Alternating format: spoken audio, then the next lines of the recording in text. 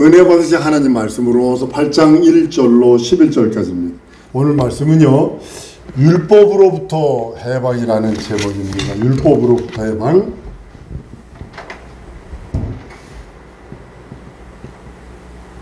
으로부터 해방. 율법으로부터 해방입니다. 우리가 성경을 들어볼 때 성경을 해석하는 방법이 두 가지입니다. 축자영감이 써 있어요. 축자영감.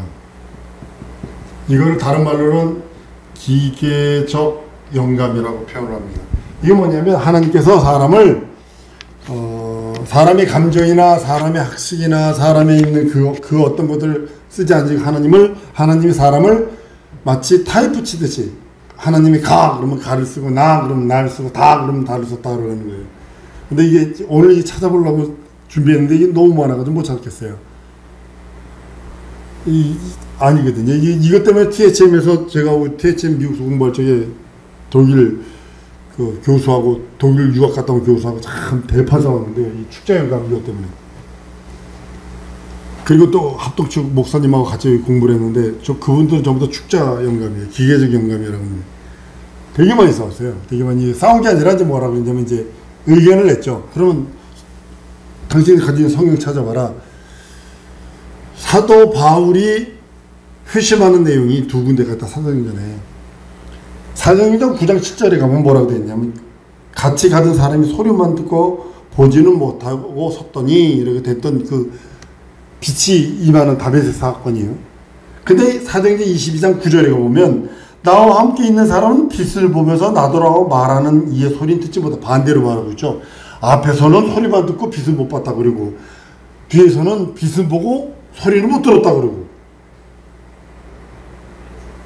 히브리서 9장 가보면요 더 심한 걸 해놨어요.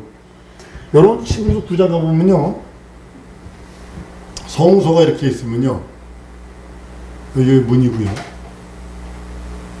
여기가 지성소고 여기가 등대가 있고 여기가 향단이 있고 여기 떡상이 있다고요. 여기 물두멍이 있고 번제단이 있고요. 잘 보세요. 히브리서 9장 가보면 성소에 있는 향단이 지성소 안에 들어가 있어요. 어떤 게 맞는 거예요? 성경을 이걸로만 따지면 여러분 오르락의 타작 마당 그 사건을 보면 더 합니다. 오르락의 타작 마당 그거 보면요 역대상 22장을 이렇게 보거나 이게 21장 22장 이렇게 쭉 보면요 어디서는 금 600세겔로 돼 있고 어디서는 은 50세겔로 돼 있고 같은 사건을 다르게 금을 말하고 있어요. 엄청난 차이입니다. 금 한 세겔과 은 한 세겔은요 15배 차이 나는 겁니다. 엄청난 겁니다. 근데 그렇게 차이가 나고 있어요. 근데 이거를 우리는 축자영감으로 보면 신령하죠. 그러니까 오류가 없다라고 그러는 거죠. 원본을 찾지 못해서 그렇다고 이제 결론을 이렇게 얘기를 해요. 원본을 찾지 못했기 때문에 지금 이런 것이 있다고 얘기를 하는데 원본 어떤 건지 모르죠. 예전에 처음부터 필경사들이 쓰고서 글자를 써가지고 원본을 자기가 갖고 사본을 줬는지 사본을 자기가 갖고 원본을 줬는지 아무도 모르죠. 같은 성경이 발견된 게 참 많으니까요.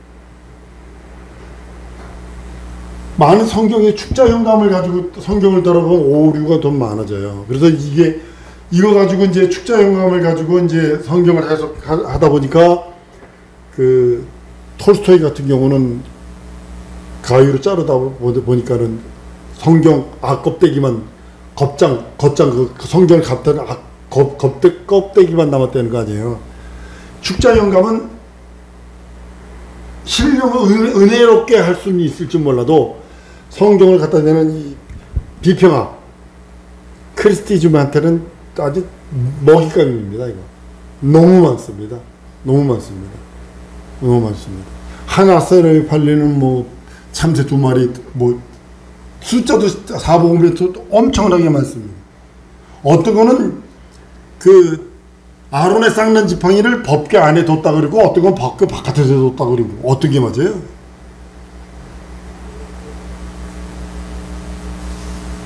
우리 성경을 들여다볼 때요. 성경을 들여다볼 때 아주 지혜롭게 들여다보지 않으면 안 되는 부분이 바로 그겁니다. 그래서 유기적 영감, 전 유기적 영감을 선택을 해요.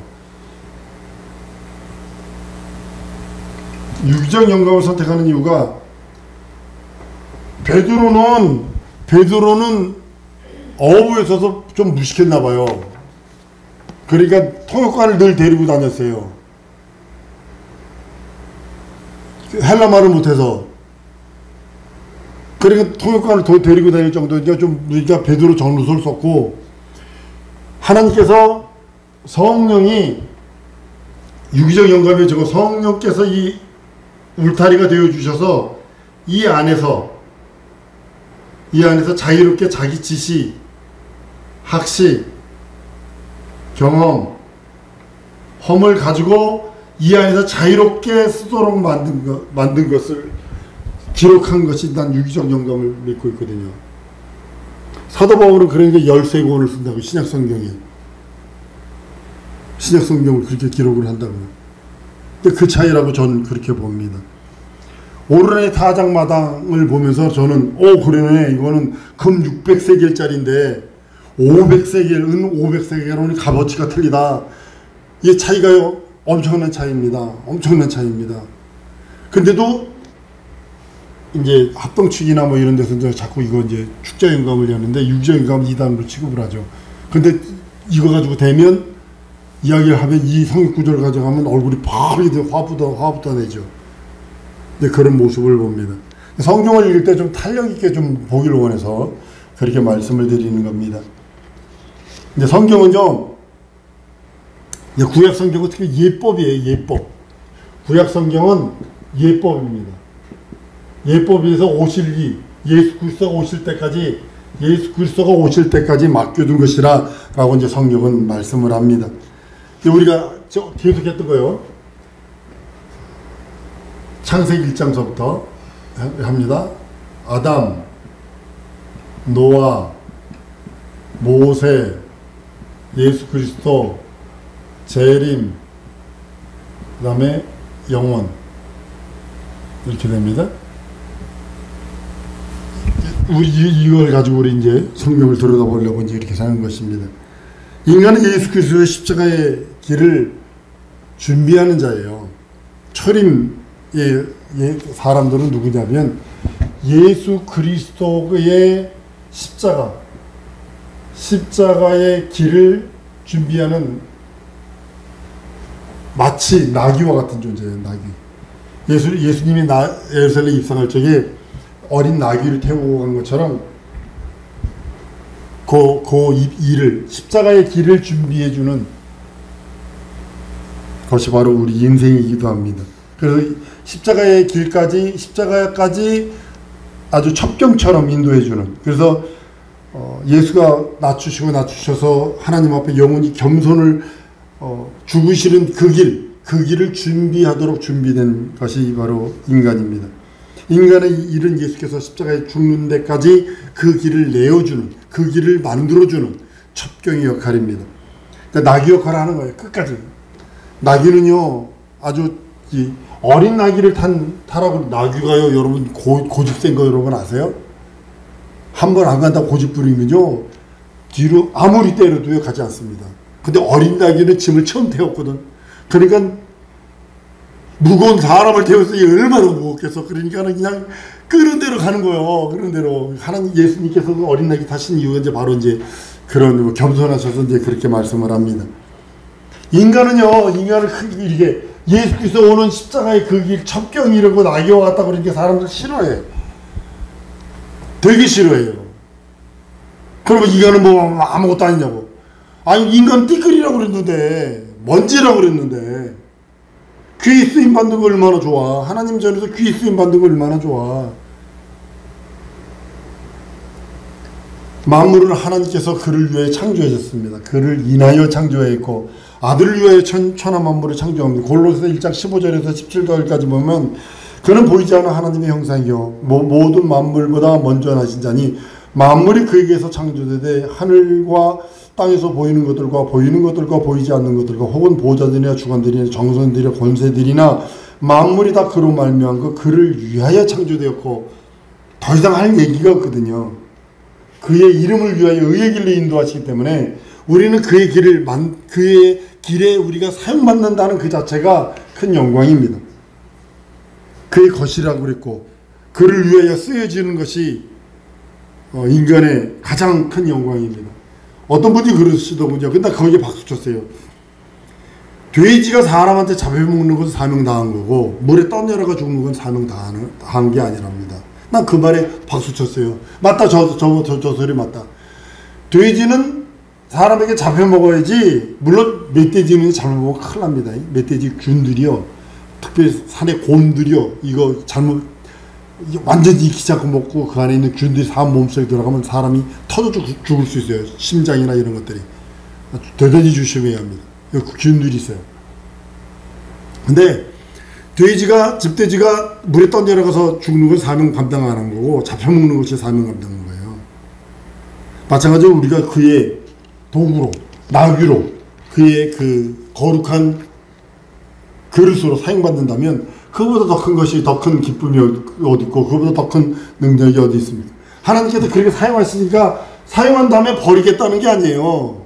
구원이라고 하는, 영생이라고 하는 은혜를 베푸셔서 믿고 의지하는, 그 공로 믿고 의지하는, 예수께서 십자가에 달려 죽고 부활하시는 죽음의 그 길, 그 고난, 순환을 그대로 믿는 자들을 그대로 구원하시고 은혜 베푸시고 생명을 더하시는 것을 보게 됩니다. 예수께서 오신 목적은 100% 이루어져요. 목적은 100% 성취되는 겁니다. 죽음을 맛보시는 일 100% 성취되잖아요. 부활승천하기 100% 성취되잖아요. 마귀의 일 100% 멸하잖아요. 형벌만 남았어요. 지금 형벌을 늦추는 이유가 여러 거 때문에, 사람들 때문에, 사람이 한 명이라도 구원받기 원하시는 하나님의 사랑이 거기 들어있기 때문에 심판을 늦추시는 것 뿐이에요. 조금. 그리고 어느 한순간 몰아붙이실 거예요. 하나님 나라 상속이요. 하나님 나라 상속 100% 하시잖아요. 그리고 네 번째가 이게 구원이거든요.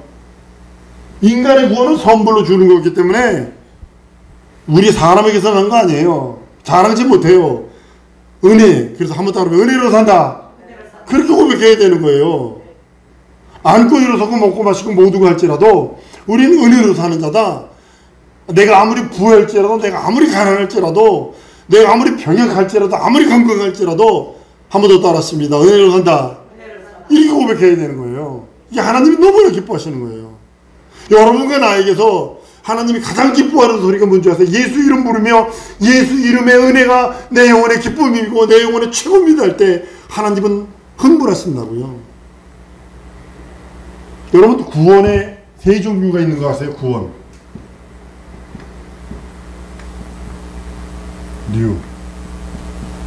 세 종류가 있어요. 과거. 성경이 이렇게 있습니다. 구원받았다. 구원받았다. 과거로 끝났어요. 이게 뭐냐면 죄에서 구원. 이건 이례적인 겁니다. 구원받는 건 이례적인 겁니다. 마귀 손에서 구원받았다. 지역 형벌에서 구원받았다. 저주의 형벌에서 구원받았다. 이건 과거형이에요. 끝났어요. 근데 두 번째가 뭐냐면 현재예요. 현재 ing예요. 진행, 현재 진행. 구원받으라. 사도행전 16장 31절에 보면 주 예수를 믿으라 그리하면, 이게 아니고 사도행전 2장 40절에 보면 또 여러 말로 확증하며 권하여 가로되 너희가 이 패역한 세대에서 구원을 받으라. 이 패역한 세대, 지금 현실과 상황과 처지, 현실이라고 하는 거기에서 구원받으라는 거예요. 얼마나 유혹이 많고 얼마나 미혹이 많고. 어른들은요 비 오고 물 고여 있으면 싹 지나갑니다. 근데 어린애들은요 거기서 철퍽 거린다니까요.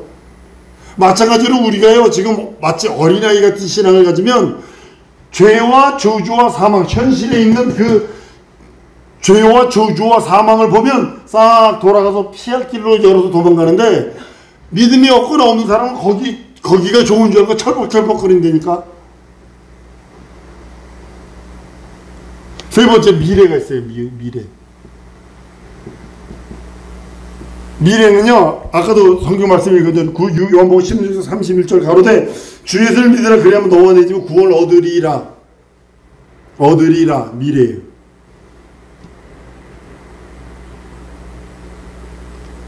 우리는 오늘 본 말씀의 죄에서 해방은요, 죄 때문에 모든 저주와 형벌과 사망이 찾아옵니다. 율법의 의무는 죄를 드러내는 거예요. 율법의 용무는 뭐냐면 죄를 드러내요. 죄를 드러내요. 너 죄 졌잖아. 안 했는데. 너 마음으로 죄 졌잖아. 너 생각으로 죄 졌잖아. 네 양심이 말해, 너 인두껍을 쓰고 그따구 소리 하냐? 이러면서 양심까지도 들춰가면서 죄를 자꾸 드러낸다고요. 그래서 죄를 어떻게 하면 좋지? 너 그리스도에 가야 살아. 너 죄 삭은 사망이요. 죄를 드러내는 거예요. 우리 자유해방 탕감회이거든요.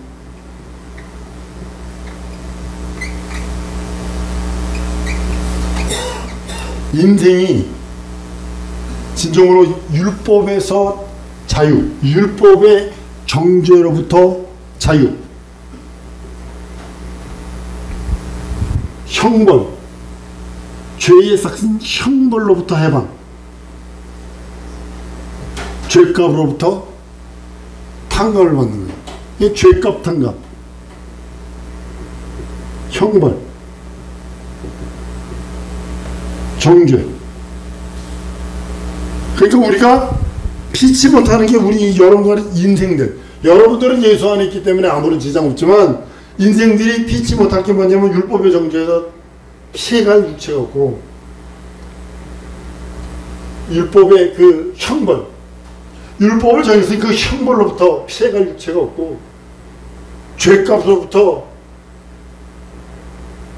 뭐 많은 사람들이 왜 이렇게 힘들어하고 어려워하고 막 그런 이유가 뭐냐면 죄값, 그 양심의 그 정죄 때문에 그러는 거 아니에요. 우리는 구원받고 거듭나고 하나님의 자녀된 것은요, 여러분들이 끝없이 고백하지 않으면 안 됩니다. 끝없이 고백하고 시인해야 되는 거예요. 왜냐면 마귀는, 야, 너 구원받는데 그러냐? 너 구원받았다며. 마귀는 끝없이 우리들에게 속절거리 주절거린다고. 성경은 바울 선생을 통해서 이렇게 말합니다. 너희가 성령으로 시작했다가 육체로 마치려느냐? 라고 하는 말씀을 우리는 알고 있습니다. 인간이 피치 못할 세 가지 저주가 있다고 그랬잖아요.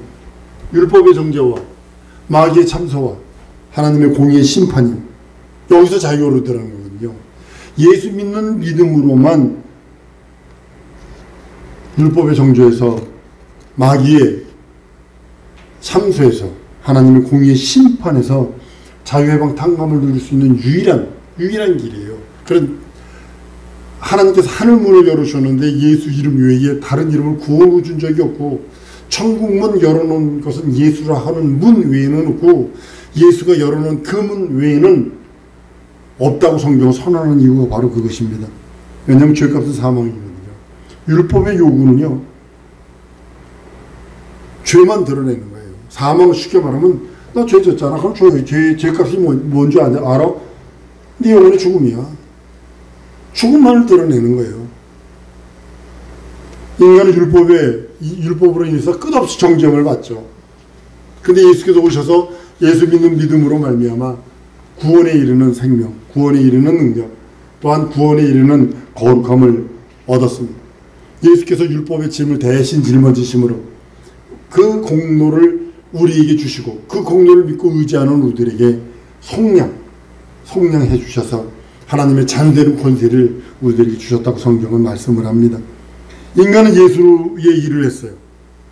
예수가 하나님의 나라를 상속하는 일을, 그 길을, 예수가 겸손하게 죽음을 맛보시는 일에 죄를 전가시켜 줌으로 인해서 의인이 죄를 뒤집어쓰고 죽음에 대하여 죄를 짊어지시고 우리의 죄를 짊어지시고 죽으십니다. 그 율법의 저주에서 우리는 예수의 죽으심으로 속량함을 받고 그 예수께서 가시는 그 길 첩경을 준비하는 자들이 우리 임생들입니다. 우리는 성도들은 모두 예수 안에서 자유해방 탕감을 누리되 다시는 죄의 싹시, 다시는 죄의 그 금부락지들이 여러분의 어깨나 여러분 마음속에 자리 잡으면 안 됩니다. 예수가 하는 일을 우리가 동참했고 예수의 일, 그 일이 아버지 일을 성공하는 일이라고 말씀하십니다. 예수께서 십자가에서 다 이루었다. 다 이루었다 선언하는 이유가 바로 거기 있는 것입니다. 인간이 사는 법이 여러분 뭐라고 생각을 하세요? 여러분 내가 사는 법. 율법에서 해방시키는 거 외에는 없어요. 여러분과 내가 사는 것은요, 율법에서 해방되지 않으면 결단코 살 수 없어요. 결단코 살 수 없어요. 그렇기 때문에 율법에서의 자유가 이것처럼 큰 것이었고, 율법에서의 자유해방 탕감, 율법의 정죄가 이 정죄가 있는 한 마음속에 얼굴에서는 웃지만 회개하라 그러면 추 이랬다면 이 율법의 정죄가 아직도 있는 거예요. 말라 비틀어진 예전에 자기도 모르게 지었던 그 연약함 때문에 이 율법의 정죄가 만약에 여러분 어깨 위에 있다면 여러분과 나는 절망입니다. 예수께서 율법의 정죄에서 자유해방 탕감을 명령하셨고 마귀의 참소가 있어요. 마귀의 참소는 끝없이 정죄가 있는 곳에는 끝없이 마귀 참소했어요. 정죄가 있는 곳에는 끝없이 마귀가 참소해요. 양심까지도 내 편 아니에요. 내 속에 들어있는 내 편 아니에요. 그리고 만약 참소를 당했다. 율법의 정죄를 받고 마귀의 참소를 당했다면 공의의 하나님의 심판이 있어요. 이걸 피해 나갈 유체가 없는 거예요. 이게 인간의 3대 저주예요. 인간이 사는 방법, 한번 따라해보세요. 내가 사는 방법은 율법에서 해방꾼이 없다. 율법이 없어요. 결코 정죄이 없다고 오늘 본문 말씀 말했잖아요. 결코 정죄이 없다. 여러분과 내가 사는 유일한 방법은 결코 정죄이 없는 예수의 법에서 자유해방 탕감을 누리는 겁니다. 우리 평생 율법으로부터의 해방 예수께서 주셨으니 이 자유를 안 누려도 여러분의 자유, 오전 설교 생각하세요. 이 율법으로부터의 자유해방 탕감을 안 누려도 여러분의 자유고 누려도 여러분의 자유예요.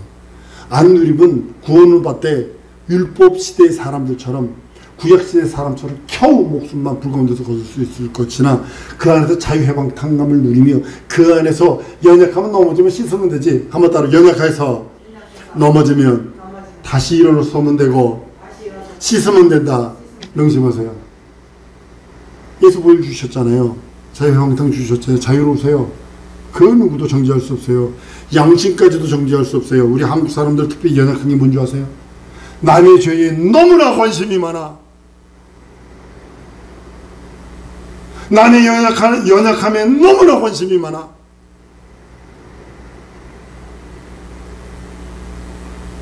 우리 사랑하는 성도들, 모든 율법의 정죄의 자유해방 탕감, 예수의 공의, 하나님의 공의 심판으로부터 자유해방 탕감, 마귀의 참소로부터도 자유해방 탕감을 누리는 우리 거룩한 자들 될 줄 믿습니다. 이 시간에 기도할 때 하나님, 나는 율법으로부터 해방받은 자입니다.